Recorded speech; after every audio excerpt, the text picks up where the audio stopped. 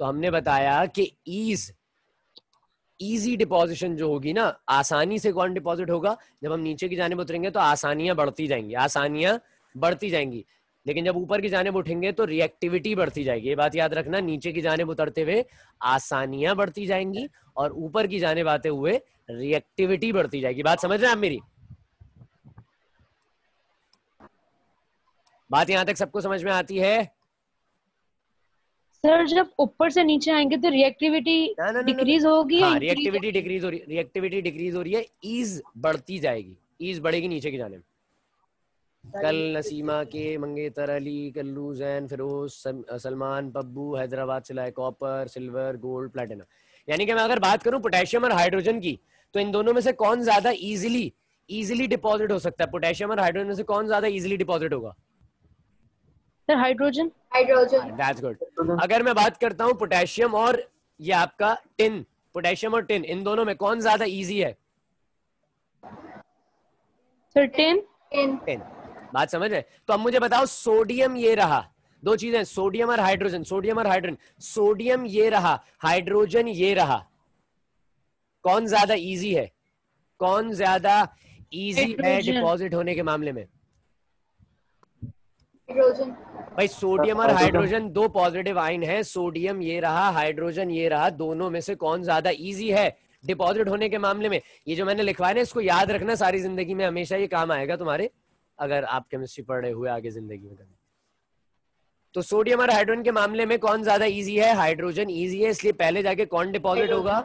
Hydrogen जाकर पहले deposit हो जाएगा। बात यहां तक सब मेरी समझ गए? रब कर रहा हूं मैं।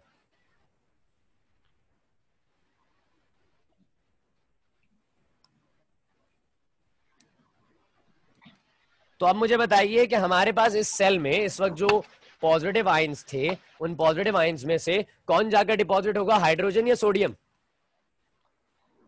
हाइड्रोजन जाके डिपॉजिट हो जाएगा। हाइड्रोजन के आयंस आएंगे इस नेगेटिव टर्मिनल की जानिब, और आने के बाद क्या करेंगे भैया, ये एक H था, H पॉजिटिव था, इस H पॉजिटिव ने नेगेटिव टर्मिनल पर आके किया इलेक्ट्रॉन को गेन, और ये बन गया H। और इसी तरह से दो H थे, मैं इनको एक ही इक्वेशन में लिख दूं या अलग अलग करके दिखाऊं? एक ही इक्वेशन कर देते, बैलेंस्ड होती है। एक ही में कर देते हैं ना, तो फिर यहां लगा दिया मैंने 2, यहां भी लगा दिया मैंने 2, और H2 हो गया। हो गई कहानी। क्लोरीन की तो आपको रिएक्शन पता है, कल भी लिखा था, इसलिए मैंने हाइड्रोजन का लिखवाया, सिर्फ क्लोरीन नहीं लिखवाया। हम जब इसको रिएक्शन को लिख रहे होंगे वर्किंग के अंदर, तो मैं बता दूंगा आपको। बात यहां तक सबको समझ में आ गई? Yes sir. हाइड्रोजन गैस बनना शुरू हो गई। वो हाइड्रोजन गैस आहिस्ता आहिस्ता, जब ये नेगेटिव टर्मिनल पे हाइड्रोजन आया था, तो यहां से ये हाइड्रोजन गैस इसमें से रिलीज हो जाएगी। बात समझ रहे? हाइड्रोजन गैस इसमें से, यहां से रिलीज हो जाएगी, ये निकल गई आपकी हाइड्रोजन गैस बाहर। अब मुझे बताओ कहानी में बचा क्या क्या, अंदर क्या क्या बचा है, इधर क्या क्या बचा? सर सोडियम आयन और OH नेगेटिव आयन। मजेदारी की बात है, हमें जो चीजें चाहिए वही बच गई। ये सोडियम का पॉजिटिव आयन और ये OH का नेगेटिव आयन, ये दोनों चीजें रह गई इस सॉल्यूशन के अंदर, यानी Na positive OH negative, it will become the sodium hydroxide caustic soda. ये दोनों चीजें अंदर रह गई, जो कि आहिस्ता आहिस्ता डायफ्राम में से पास हो रही हैं। मैंने बताया ना, स्लोली सीपिंग स्टार्ट हो जाएगी। सीपिंग किसे कहते हैं? रिसना। सीपिंग किसे कहते हैं?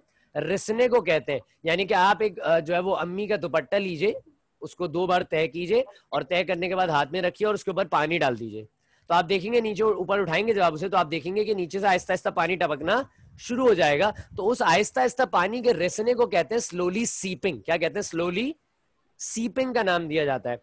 अभी जो स्लोली सीपिंग है, ये आहिस्ता आहिस्ता जैसी अंदर पानी में से जो सोडियम क्लोराइड का जो सॉल्यूशन था कंसंट्रेट, इसमें से क्लोरीन निकल गया गैस की सूरत में, निकल गया बाहर, हाइड्रोजन निकल गया गैस की सूरत में, निकल गया बाहर, बचा क्या? सोडियम पॉजिटिव और OH नेगेटिव। ये सोडियम हाइड्रोक्साइड का सॉल्यूशन बन जाता है अंदर, जो कि आहिस्ता आहिस्ता रिसना शुरू होता है इस डायफ्राम में से।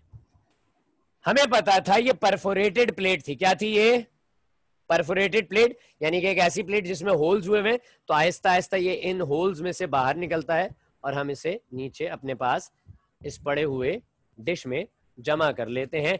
तो ये मैंने बहुत जल्दी के अंदाज में ले जाकर आपको पूरा नेल्सन सेल समझा दिया। हमें इसकी वर्किंग वगैरह लिखनी है बस। तो बात सबको समझ में आई? कोई ऐसा जिसका कोई मसला हो, कोई परेशानी हो, जो बात समझ में ना आई हो तो बता दे।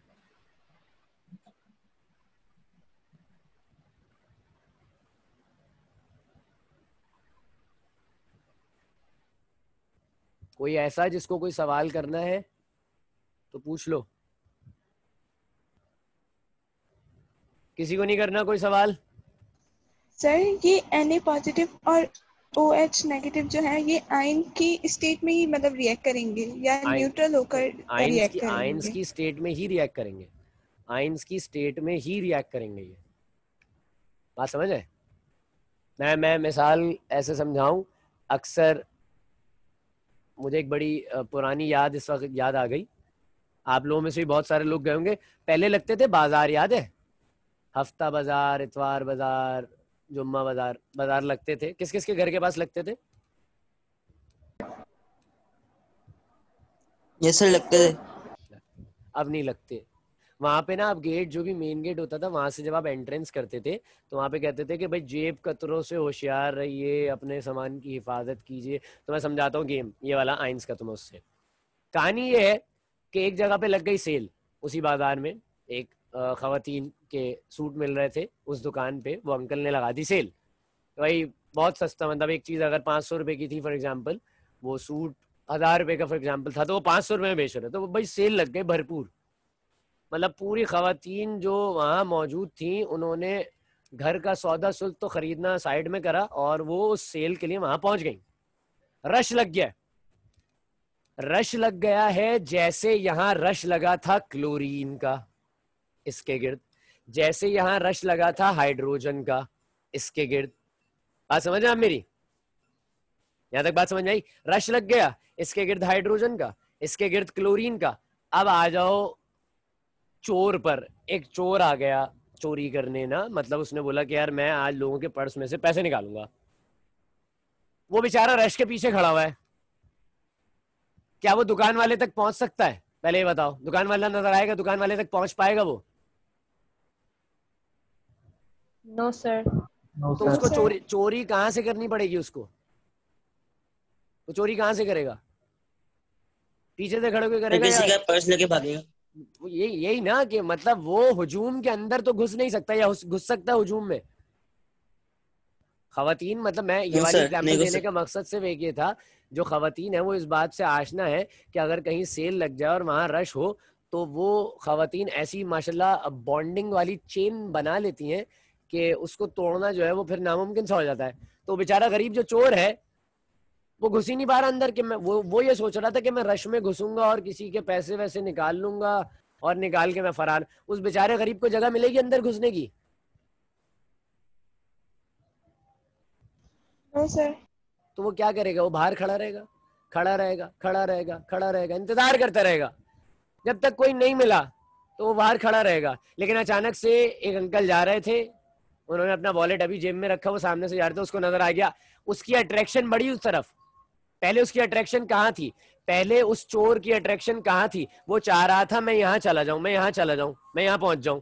नहीं मिली जगह, लोगों ने घेरा हुआ है, लोगों ने उस जगह को घेरा हुआ है, वो नहीं पहुंच पा रहा। अचानक से उस चोर को एक सामने चीज नजर आई जो उसकी अट्रैक्शन की थी। तो क्या वो इस अट्रैक्शन के पास जो कि इजी अट्रैक्शन है वहां जाएगा, या जो टफ चीज थी वहां जाने की कोशिश करेगा? बताओ कहां जाएगा?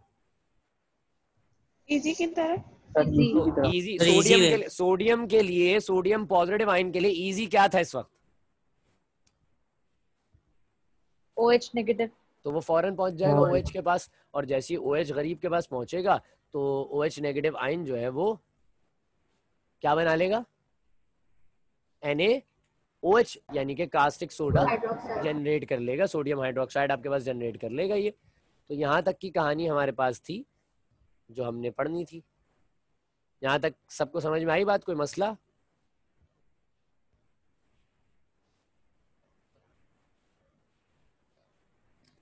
किसी को कोई सवाल पूछना है जल्दी बता दो। No sir. सब क्लियर हो गया? हम इसकी वर्किंग करेंगे इंशाल्लाह अपनी नेक्स्ट क्लास के अंदर। वर्किंग से बात को कंटिन्यू करेंगे। सही है, तो बहुत शुक्रिया, आपसे नेक्स्ट क्लास में मुलाकात करते हैं। अस्सलाम वालेकुम।